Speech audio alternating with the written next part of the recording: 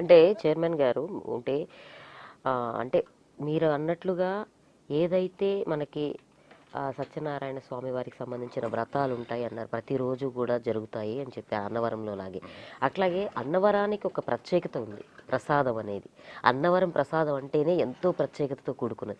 అట్లాంటి ప్రసాదం అనేది కూడా ఇక్కడ అదే విధంగా ప్రసాదాన్ని ఇక్కడ మా వీర వెంకట సత్యనారాయణ స్వామి టెంపుల్లో సేమ్ అదే విధంగా డైలీ మేము ఆ ప్రసాదాన్ని భక్తులకు అందిస్తూ ఉన్నాము.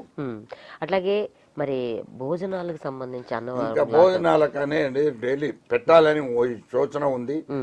ఫండ్స్ కూడా కావాలి భక్తులతో. ఆ ఫండ్స్ వస్తే దాన్ని కూడా పూర్తి చేయాలని పౌర్ణమి నాడు ఖచ్చితంగా, ప్రతి పౌర్ణమి నాడు మాత్రం ఖచ్చితంగా భోజనాలు ఉంటుంటాయి.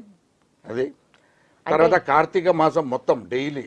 అంటే ఇది వైష్ణవ సాంప్రదాయం అయినప్పటికీ కూడా మీరు కార్తీక మాసంలో చేస్తున్నారంటే చాలా విశేషంగా చెప్పడం కూడా అంటే వ్రతాలు కూడా చేసుకుంటారు. వైష్ణవ కార్తీక మాసం అనేది ఓన్లీ శివునికి సంబంధించింది కాదు, వైష్ణవ సాంప్రదాయం కూడా ఉంది దాంట్లో. కార్తీక మాసంలో రెండింటిని కలిపి చేస్తాం మేము.